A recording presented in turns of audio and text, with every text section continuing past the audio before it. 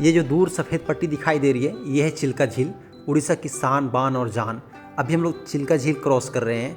काफ़ी सुंदर नज़ारा है ये।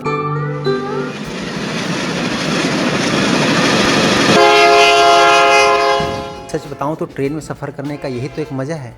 हर कुछ आपको बैठे बैठाए यहाँ पे दिख जाता है।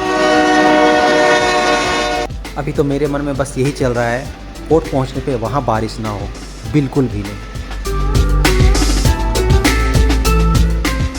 साइक्लोन मोंथा का प्रभाव कम हो रहा है, इसलिए कोस्टल एरिया और भी खूबसूरत हो गए हैं।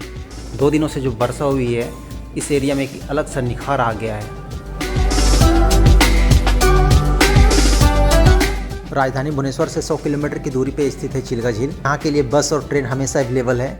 ट्रेन मात्र आपको 1 से 1.25 घंटे में ही पहुँचा देगी। हालांकि आप चाहे तो बस से भी आ सकते हैं।